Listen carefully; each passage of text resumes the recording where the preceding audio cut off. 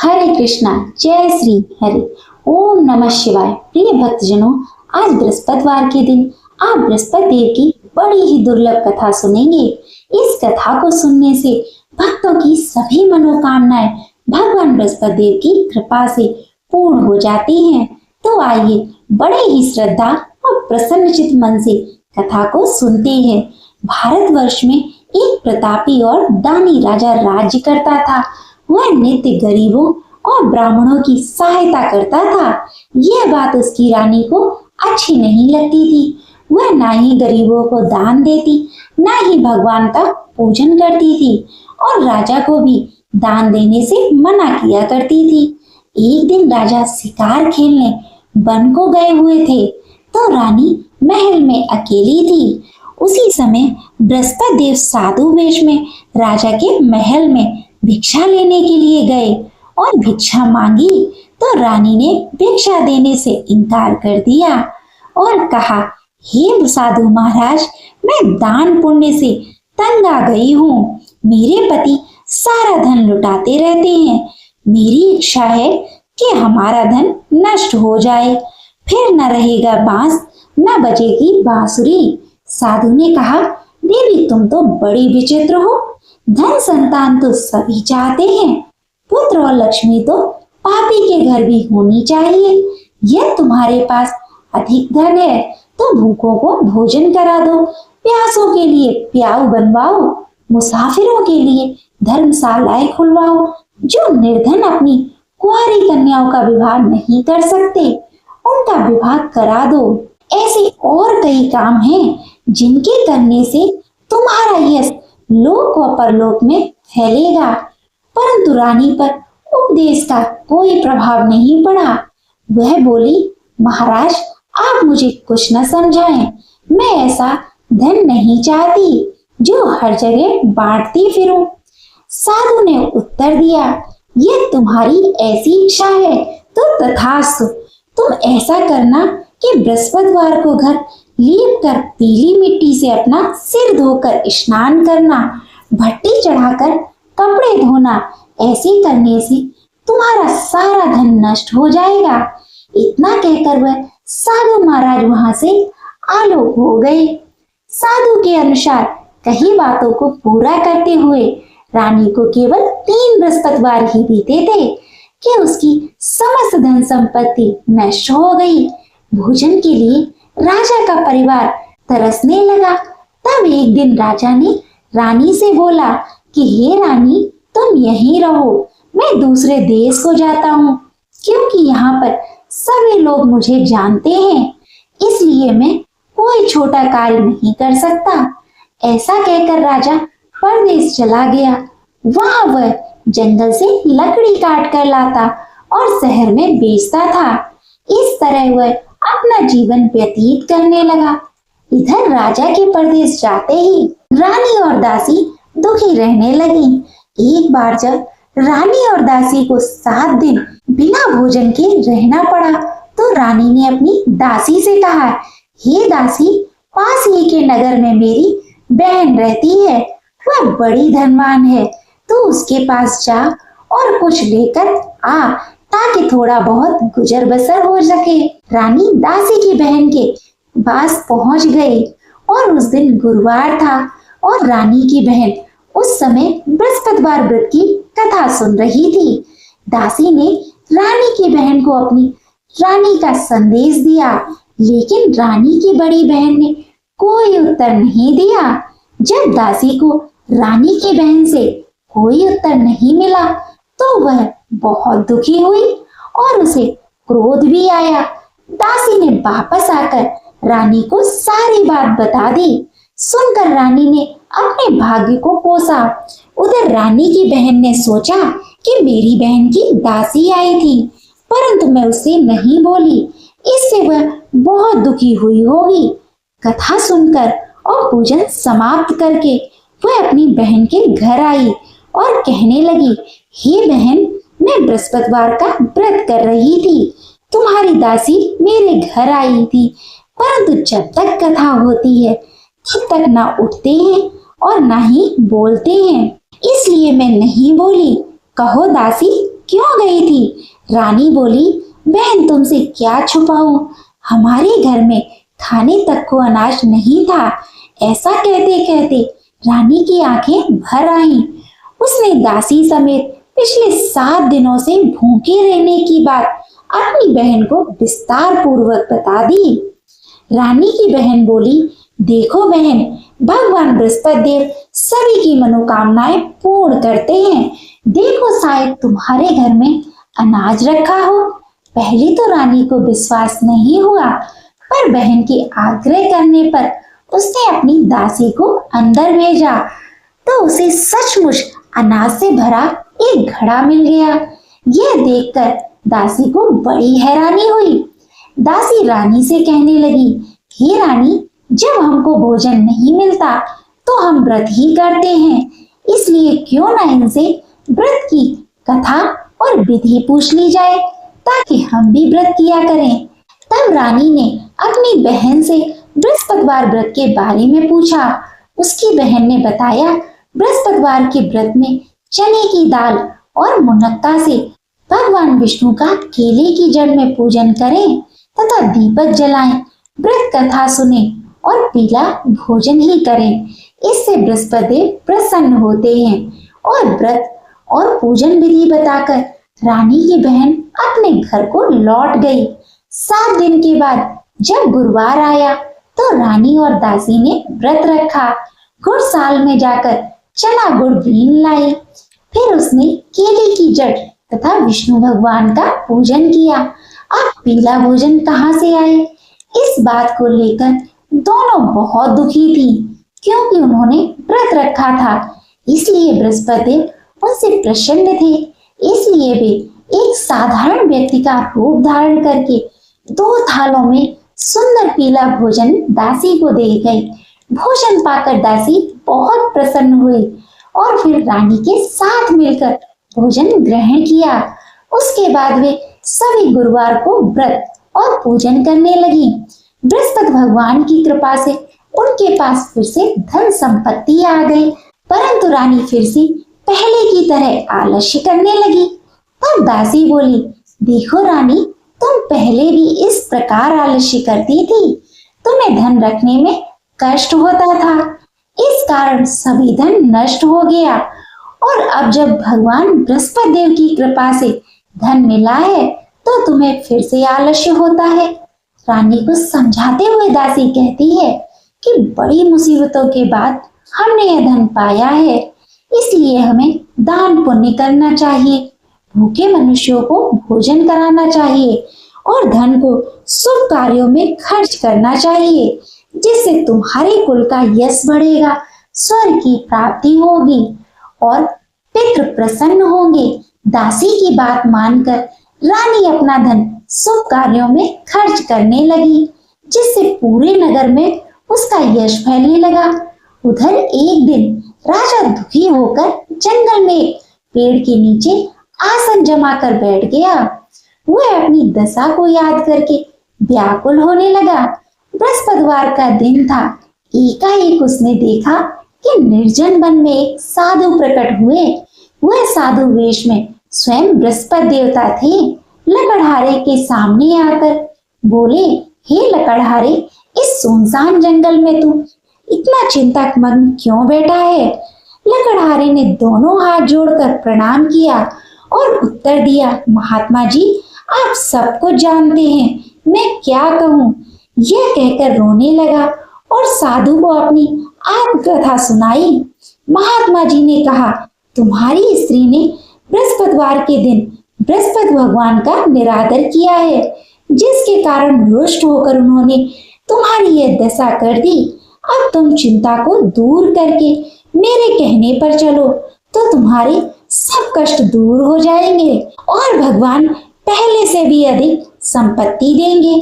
तुम बृहस्पति के दिन कथा किया करो, 2 पैसे के चने मुनक्का लाकर उनका प्रसाद बनाओ और शुद्ध जल से लोटे में शक्कर मिलाकर अमृत तैयार करो। कथा के पश्चात अपने सारे परिवार और सुनने वाले प्रेमियों में अमृत व प्रसाद को बांटकर खुद भी ग्रहण करो। ऐसा करने से भगवान तुम्हारी सभी मनोकामनाओं को पूरी करेंगे। साधु के ऐसे वचन सुनकर लकड़हारा बोला, हे प्रभु, मुझे लकड़ी बेचकर इतना पैसा नहीं मिलता जिससे भोजन के उपरांत कुछ बचा सकूं। मैंने रात्र में अपनी स्त्री को व्याकुल देखा है। मेरे पास कुछ भी नहीं जिससे मैं उसकी खबर मंगा सकूं, और फिर मैं बृहस्पति देव की क्या कहानी सुनूं? मुझको तो कुछ भी मालूम नहीं है। साधु ने कहा, हे लकड़हारे, तुम किसी बात की चिंता मत करो। बृहस्पतिवार के दिन तुम रोजाना की तरह लकड़ियां लेकर शहर को जाओ। तुमको रोज से दुगना धन प्राप्त होगा, जिससे तुम भली भांति भोजन कर लोगे और बृहस्पति देव की पूजा का सामान भी आ जाएगा। बृहस्पति देव की कथा इस प्रकार है, सुनो। प्राचीन काल में एक ब्राह्मण रहता था। वह बहुत निर्धन था। उसकी कोई संतान नहीं थी। उसकी स्त्री बहुत मलिनता के साथ रहती थी। वह स्नान नहीं करती, किसी देवता का पूजन नहीं करती। इससे ब्राह्मण देवता बड़े दुखी थे।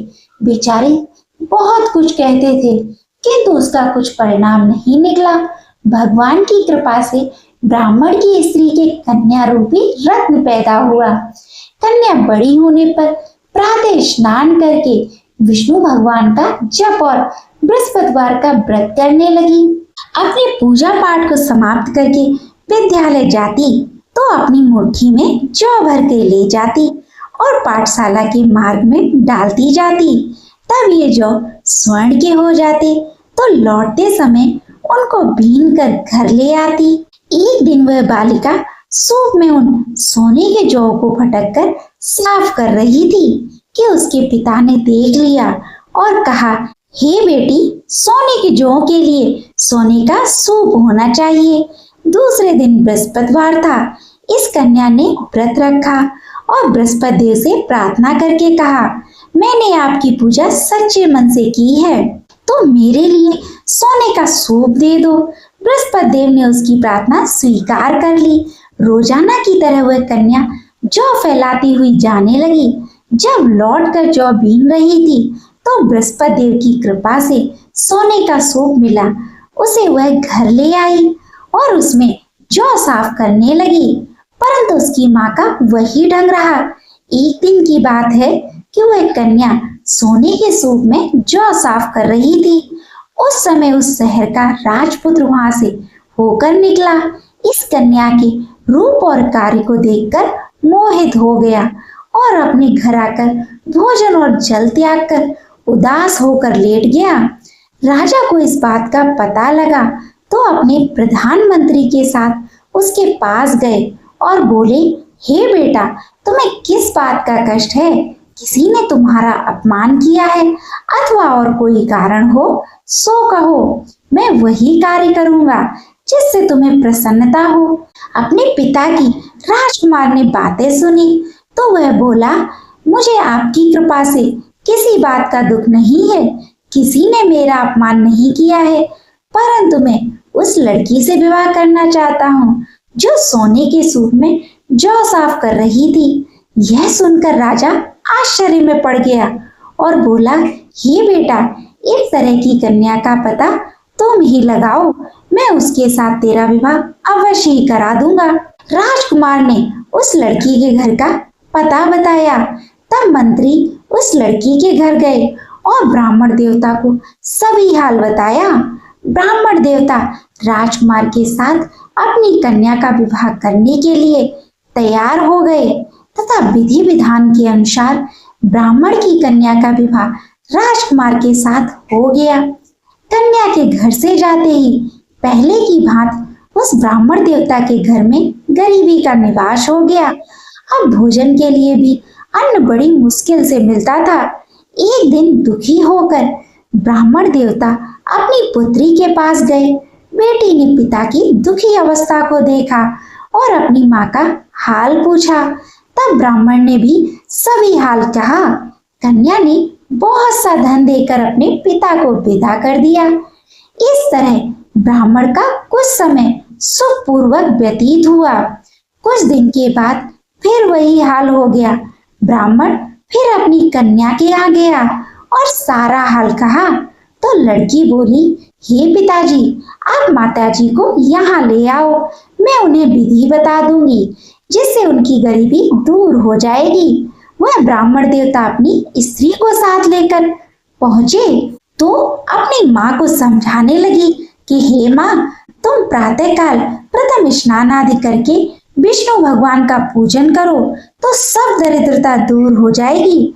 परंतु उसकी माँ ने एक भी बात नहीं मानी और प्रातःकाल उठकर अपनी पुत्री के बच्चों का जूठन को खा लिया। इससे उसकी पुत्री को बहुत गुस्सा आया। उसने एक रात को एक कोठरी से सारा सामान निकाल दिया और अपनी माँ को उसमें बंद कर दिया। प्रातः उसमें से उसे निकाला तो स्नान आदि करा के पूजा पाठ करवाया तो उसकी माँ की बुद्धि ठीक हो गई। इसके बाद वह नियम से पूजा पाठ करती और प्रत्येक बृहस्पतिवार को व्रत रखने लगी। इस व्रत के प्रभाव से उसकी माता और पिता बहुत ही धनवान और पुत्रवान हो गए और बृहस्पति देवता के प्रभाव से इस लोक के सुख को भोग कर अंत में स्वर्ग को प्राप्त हुए। इस तरह कहानी कहकर साधु देवता वहां से अंतर ध्यान हो गए। धीरे धीरे समय व्यतीत होने पर फिर वही बृहस्पतिवार का दिन आया। लकड़हारा जंगल से लकड़ी काट कर किसी शहर में बेचने गया। उसे उस दिन से और अधिक धन मिला। राजा ने चना गुड़ आदि लाकर गुरुवार का व्रत किया। उस दिन से उसके सभी क्लेश दूर हो गए। परंतु जब दोबारा गुरुवार का दिन आया तो बृहस्पतिवार का व्रत करना भूल गया। इस कारण बृहस्पति भगवान नाराज हो गए। उस दिन उस नगर के राजा ने विशाल यज्ञ का आयोजन किया था तथा शहर में यह घोषणा करा दी, कोई भी मनुष्य अपने घर में भोजन न बनाए, न आग जलाए, समस्त जनता मेरे यहाँ भोजन करने आए। इस आज्ञा को जो न मानेगा उसे फांसी की सजा दी जाएगी। इस तरह की घोषणा संपूर्ण नगर में करवा दी गई। राजा की आज्ञा अनुसार शहर के सभी लोग भोजन करने गए, लेकिन लकड़हारा कुछ देर से पहुंचा, इसलिए राजा उसको अपने साथ घर लेकर गए और ले जाकर भोजन करा रहे थे तो रानी की दृष्टि उस खूंटी पर पड़ी जिस पर उसका हार लटका हुआ था। वह वहां पर दिखाई नहीं दिया। रानी ने निश्चय किया कि मेरा हार इसी मनुष्य ने चुरा लिया है। उसी समय सिपाहियों को बुलाकर उसको कारागार में डलवा दिया। जब लकड़हारा कारागार में पड़ गया और बहुत दुखी होकर विचार करने लगा कि न जाने कौन से पूर्वजन्म के कर्म से मुझे यह दुख प्राप्त हुआ है, और उसी साधु को याद करने लगा जो कि जंगल में मिला था। उसी समय तत्काल बृहस्पति देव साधु के रूप में प्रकट हुए और उसकी दशा को देखकर कहने लगे, अरे मूर्ख, तूने बृहस्पति देव की कथा नहीं करी, इस कारण तुझे दुख प्राप्त हुआ है। अब चिंता मत कर, बृहस्पतिवार के दिन कारागार के दरवाजे पर 4 पैसे पड़े मिलेंगे, उनसे तू बृहस्पति देव की पूजा करना, तेरे सभी कष्ट दूर हो जाएंगे। बृहस्पतिवार के दिन उसे 4 पैसे पड़े मिले। लकड़हारे ने कथा कही। उसी रात्रि को बृहस्पति देव ने उस नगर के राजा को स्वप्न में कहा, हे राजा, तुमने जिस आदमी को कारागार में बंद कर दिया है वह निर्दोष है, वह राजा है, उसे छोड़ देना। रानी का हार उसी खूंटी पर लटका है। अगर तू ऐसा नहीं करेगा तो मैं तेरा राज्य को नष्ट कर दूंगा। इस तरह रात्रि के स्वप्न को देखकर राजा प्रातःकाल उठा और खूंटी पर हार लटका देखकर लकड़हारे को बुलाकर क्षमा मांगी और लकड़हारे को योग्य सुंदर वस्त्र आभूषण देकर विदा कर दिया। बृहस्पति देव की आज्ञा के अनुसार लकड़हारा अपने नगर को चल दिया। राजा जब अपने नगर के निकट पहुंचा तो उसे बड़ा आश्चर्य हुआ। नगर में पहले से अधिक बाग, तालाब, कुएं तथा बहुत सी धर्मशाला, मंदिर आदि बन गए हैं। राजा ने पूछा, यह किसका बाग और धर्मशाला है? तब नगर के सब लोग कहने लगे, यह सब रानी और बांदी के हैं। तो राजा को आश्चर्य हुआ और गुस्सा भी आया। जब रानी ने यह खबर सुनी कि राजा आ रहे हैं तो उन्होंने दासी से कहा, हे दासी, देख राजा हमको कितनी बुरी हालत में छोड़ गए थे। हमारी ऐसी हालत देखकर वह लौट न जाए, इसलिए तू दरवाजे पर खड़ी हो जा। आज्ञा के अनुसार दासी दरवाजे पर खड़ी हो गई। राजा आए तो उन्हें अपने साथ लेकर आई। तब राजा ने क्रोध करके अपनी रानी से पूछा कि यह धन तुम्हें कैसे प्राप्त हुआ है। तब उन्होंने कहा, हमें यह सब धन बृहस्पति देव के व्रत के प्रभाव से प्राप्त हुआ है। राजा ने निश्चय किया कि 7 रोजगार तो सभी बृहस्पति देव का पूजन करते हैं, परंतु मैं प्रतिदिन दिन में 3 बार कहानी और रोज व्रत किया करूंगा। अब हर समय राजा के दुपट्टे में चने की दाल बंधी रहती और दिन में 3 बार कहानी कहती। एक रोज राजा ने विचार किया कि चलो अपनी बहन के यहाँ हो आवे। इस तरह निश्चय करके राजा घोड़े पर सवार होकर अपनी बहन के यहाँ को चलने लगा। मार्ग में उसने देखा कि कुछ आदमी मुर्दे को लिए जा रहे हैं। उन्हें रोककर राजा कहने लगा, अरे भाइयों, मेरे बृहस्पति देव की कथा सुन लो। वे लोग बोले, हमारा तो आदमी मर गया है, इसको अपनी कथा की पड़ी है। परंतु कुछ आदमी बोले, अच्छा कहो, हम तुम्हारी कथा भी सुनेंगे। राजा ने दाल निकाली और जब कथा आदि हुई तो मुर्दा हिलने लगा और जब कथा समाप्त हो गई तो राम राम करके मन से उठकर खड़ा हो गया। आगे मार्ग में उसे किसान खेत में हल चलाता मिला तो राजा ने उसे देखकर बोला, अरे भैया, तुम मेरी बृहस्पतिवार की कथा सुन लो। किसान बोला, जब तक मैं तेरी कथा सुनूंगा तब तक 4 हरैया जोत लूंगा। जा अपनी कथा किसी और को सुनाना। इस तरह राजा आगे चलने लगा। राजा के हटते ही बैल पछाड़ खाकर गिर गए और किसान के पेट में बड़ी जोर का दर्द होने लगा। उस समय उसकी माँ रोटी लेकर आई और उसने जब यह देखा तो अपने पुत्र से सब हाल पूछा और बेटे ने भी सभी हाल कह दिया। तो बुढ़िया दौड़ी दौड़ी उस घुड़सवार के पास गई और उससे बोली कि मैं तेरी कथा सुनूंगी, तू अपनी कथा मेरे खेत पर चलकर ही कहना। राजा ने बुढ़िया के खेत पर जाकर कथा कही, जिसके सुनते ही वह बैल उठकर खड़े हुए तथा किसान के पेट का दर्द भी बंद हो गया। राजा अपनी बहन के घर पहुंचा। बहन ने भाई की खूब मेहमानी की। दूसरे रोज प्रातःकाल राजा जगा तो वह देखने लगा सब लोग भोजन कर रहे हैं। राजा ने अपनी बहन से कहा, ऐसा कोई मनुष्य है जिसने भोजन नहीं किया हो? मेरे बृहस्पतिवार की कथा सुन ले। बहन बोली, हे भैया, यह देश ऐसा ही है कि पहले यहाँ लोग भोजन करते हैं, बाद में कोई अन्य कार्य करते हैं। अगर कोई पड़ोस में हो तो देख आओ। वह ऐसा कहकर देखने चली गई, परंतु उसे कोई व्यक्ति नहीं मिला जिसने भोजन न किया हो। अतः वह एक कुम्हार के घर गई जिसका लड़का बीमार था। उसे मालूम हुआ कि उसके यहाँ 3 रोज से किसी ने भोजन नहीं किया है। रानी ने अपने भाई की कथा सुनने के लिए कुम्हार से कहा। वह तैयार हो गया। राजा ने जाकर बृहस्पतिवार की कथा कही, जिसको सुनकर उसका लड़का ठीक हो गया। अब तो राजा की प्रशंसा होने लगी। एक रोज राजा ने अपनी बहन से कहा कि हे बहन, हम अपने घर को जाएंगे, तुम भी तैयार हो जाओ। राजा की बहन ने अपनी सास से कहा तो सास ने कहा, हाँ चली जा, परंतु अपने लड़कों को मत ले जाना, क्योंकि तेरे भाई की कोई औलाद नहीं है।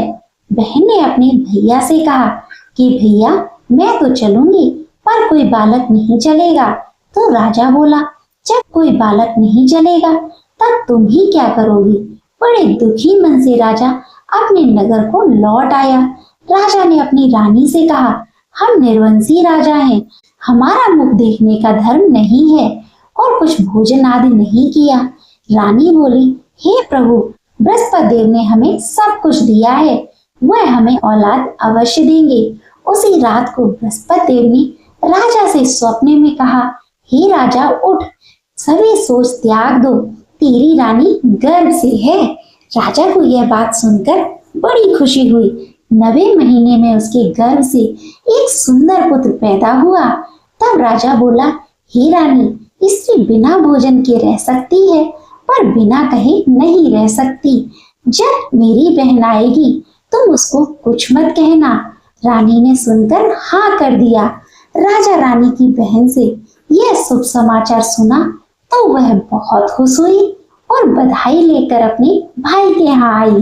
तभी रानी ने कहा, घोड़ा चढ़कर तो नहीं आई है, गधा चढ़कर आई है।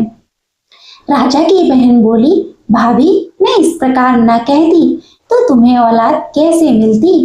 बृहस्पति देव ऐसे ही हैं, जैसे जिसकी मन में कामनाएं होती हैं सभी को पूर्ण करते हैं।